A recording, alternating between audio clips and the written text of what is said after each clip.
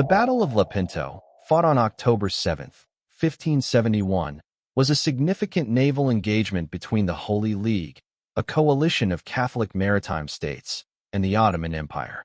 This confrontation marked a pivotal moment in Mediterranean history, halting Ottoman naval expansion and altering the balance of power in the region. In the mid-16th century, the Ottoman Empire maintained undisputed naval supremacy across the eastern Mediterranean. Under the command of Grand Admiral Muezzin Zaid Ali Pasha and backed by the formidable resources of Istanbul, the Ottoman fleet had steadily expanded its influence westward, contesting Venetian trade routes, threatening the Spanish coastline, and harassing Christian maritime powers from the Adriatic to the Aegean. The crisis reached a turning point in 1570, when Sultan Selim II launched an invasion of Cyprus, a key Venetian possession. Despite valiant resistance at Famagusta, the city capitulated after a prolonged siege.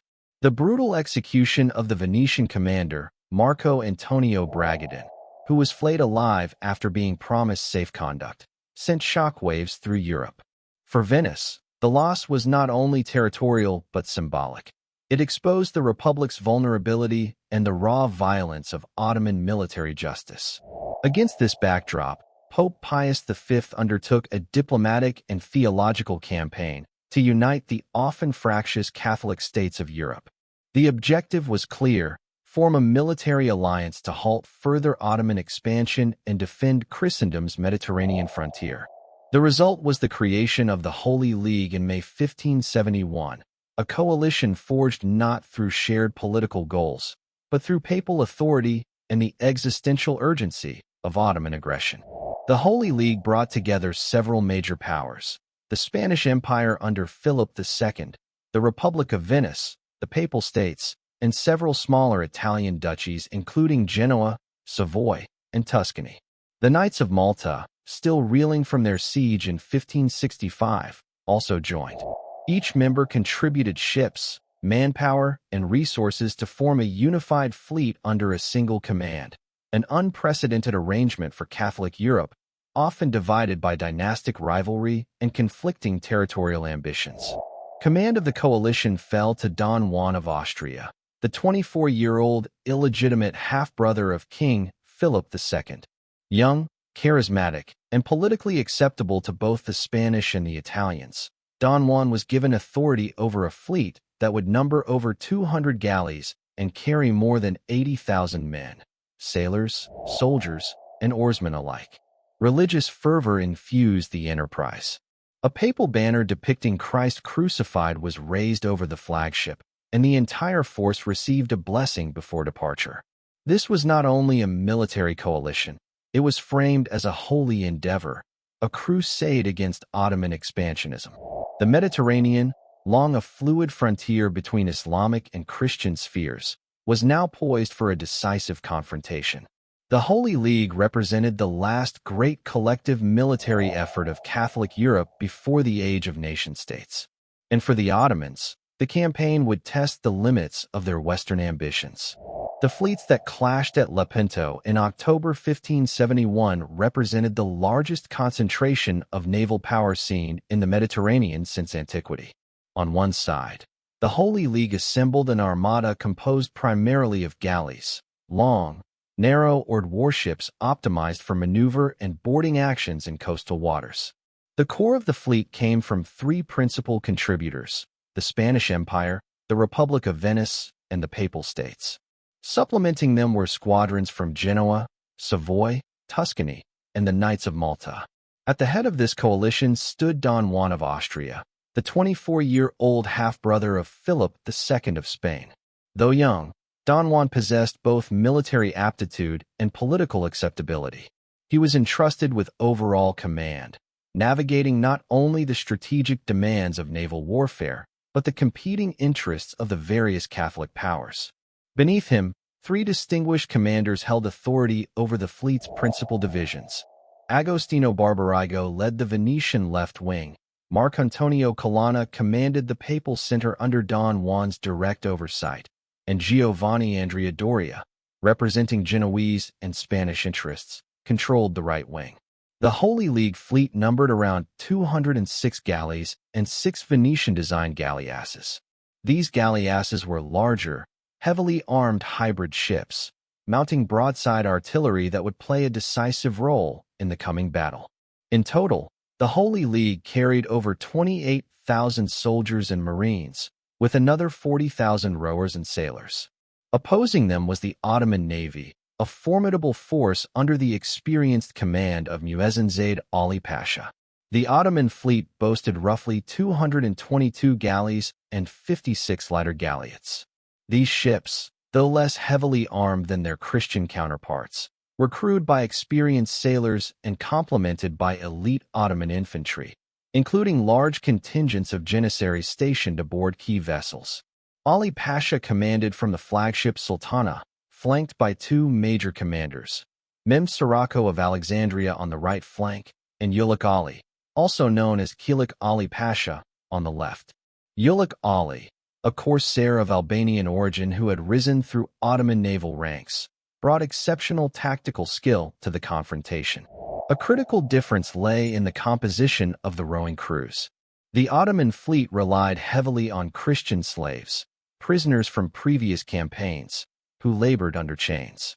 In contrast, the Holy League, particularly the Venetians and Spaniards, often manned their oars with free men or convicts granted temporary liberty for service. This distinction would prove significant when hand-to-hand combat broke out aboard the galleys. With over 400 warships and nearly 200,000 men spread across the 2 fleets, the Battle of Lepanto was not merely a contest of firepower, but one of leadership, cohesion, and coordination across an unprecedented alliance. Both sides had assembled their finest commanders and committed vast resources to determine control of the Mediterranean. At dawn on October 7, 1571, the 2 fleets met off the coast of western Greece, near the entrance to the Gulf of Patras. Sea conditions were calm, visibility was clear, and a light westerly wind favored the Holy League. Both commanders opted for traditional galley formations, aligning their forces into 3 main squadrons with a reserve positioned behind the center. Don Juan of Austria arrayed the Holy League fleet in a crescent-shaped formation. On the left, close to the coast, Agostino Barbarigo led the Venetian wing. The center, under Don Juan himself, carried the coalition's heaviest ships and the bulk of its infantry. Marcantonio Colonna, commanding the papal forces, sailed at Don Juan's side. On the right, toward open sea, Giovanni Andrea Doria commanded the Genoese and Spanish squadrons.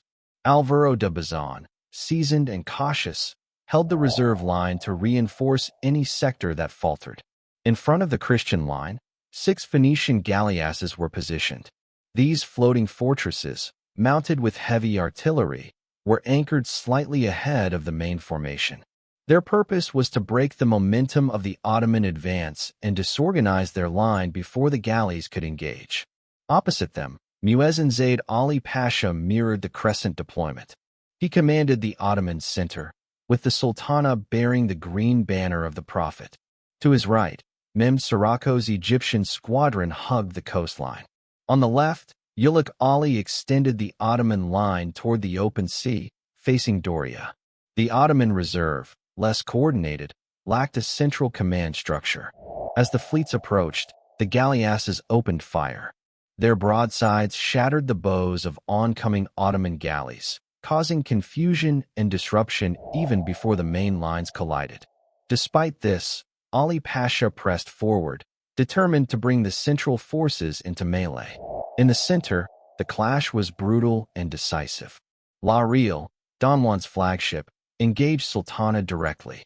The galleys locked together, and a prolonged battle unfolded on their decks. The Ottoman Janissaries launched several charges, but Spanish and Italian infantry held firm. After hours of combat, La Real overran the Ottoman flagship, and Ali Pasha was killed in the fighting. His severed head was displayed on a pike, and the Ottoman banner was seized, an act that sent demoralizing shockwaves through the Ottoman ranks. On the Holy League's left, Barbarigo's squadron faced intense pressure from Sirocco, whose ships attempted to outflank the Christian line along the coast. Despite being mortally wounded by an arrow, Barbarigo's leadership held the line. Venetian infantry counterboarded enemy ships, and with reinforcement from the center, the Ottoman right collapsed. The most precarious moment occurred on the Holy League's right. Doria, fearing envelopment, extended his wing too far seaward, creating a gap in the Christian center right. Ulugh Ali exploited this with precision, cutting into the exposed sector, capturing several galleys, including the flagship of the Knights of Malta. Yet the maneuver left Ulugh Ali isolated. Alvaro de Bazan's reserve closed in, surrounding the Ottoman left and forcing Ulugh Ali to retreat with his remaining vessels. After approximately 4 hours of combat, the Ottoman fleet was in full retreat or destroyed. Over 100 ships had been captured, dozens more sunk, and tens of thousands of Ottoman soldiers killed or taken prisoner. The battlefield was strewn with the wreckage of shattered galleys and the corpses of oarsmen and soldiers, many still chained to their benches. The battle's dynamics reflected the decisive impact of firepower, coordination, and command cohesion. The Holy League's use of galleasses, its well-disciplined infantry, and the ability to deploy reserves effectively gave it superiority in every critical moment of the engagement. The Ottomans, though brave and aggressive, were unable to recover from the disintegration of their center and the loss of their commander. The immediate aftermath of Lepanto was a scene of devastation on an unprecedented scale. Ottoman losses were catastrophic. Approximately 25,000 men were killed, 137 ships were lost, either captured or sunk, and around 12,000 Christian galley slaves were liberated from Ottoman vessels. The Holy League, though victorious, had suffered as well, with over 7,500 dead and many ships damaged beyond repair. Yet the strategic consequences far exceeded the material toll. The victory shattered the illusion of Ottoman naval invincibility. Since the early 16th century, the Ottomans had dominated the eastern Mediterranean with little resistance. Their fleets had faced European powers repeatedly and emerged unscathed. Lepanto marked a decisive interruption to that ascendancy. It was the first significant defeat the Ottomans had suffered at sea since the rise of their empire, and it demonstrated that a unified Christian coalition, if properly organized and commanded, could halt Ottoman expansion. For Catholic Europe, the psychological impact was immense. The battle became a potent symbol of resistance against Islamic imperialism and was rapidly mythologized in sermons, poems, and paintings. Pope Pius V credited divine intervention and declared October 7th the Feast of Our Lady of Victory, later renamed Our Lady of the Rosary. Throughout Italy and Spain, celebratory processions invoked both religious fervor and imperial pride. In Venice, artists like Titian and Veronese depicted the battle as a triumph of divine order over Eastern chaos. However, the strategic equilibrium in the Mediterranean was not fundamentally altered. Within a year, the Ottomans had rebuilt their fleet, constructing over 150 galleys in record time. The loss of skilled sailors and janissaries could not be replaced so quickly, but the Ottoman Empire remained capable of defending its maritime interests. The Holy League, in contrast, disintegrated shortly after the battle. Venice, always concerned with trade and diplomacy, signed a separate peace with the Ottomans in 1573, ceding Cyprus in exchange for commercial privileges. The Spanish, preoccupied with their Atlantic commitments and conflicts in the Low Countries, shifted focus away from a sustained Mediterranean campaign. Even so, Lepanto had altered the geopolitical calculus. It arrested Ottoman ambitions in the Western Mediterranean and preserved key Christian naval powers from further encroachment. It also marked the end of the galley era as the dominant naval paradigm. The use of heavy artillery and galleasses foreshadowed the transition to sail-powered warships and broader developments in naval warfare. Historiographically, Lepanto is often situated at the intersection of medieval crusading tradition and early modern statecraft. It was a rare moment when religious unity among Catholic states translated into coordinated military action. Though it did not dismantle the Ottoman naval presence, It imposed limits on its expansion and reaffirmed the viability of collective European resistance in an age increasingly defined by fragmentation and rival confessions. The echoes of Lepanto would persist for centuries, not only in the annals of naval warfare, but in the political and cultural memory of both Christian and Islamic worlds. We'd love to hear your thoughts on possible future topics. What areas of human evolution would you like to explore next? Leave your suggestions in the comments, and let's keep the conversation going. As always, our references and further reading are listed in the description below if you'd like to dive deeper into the subject.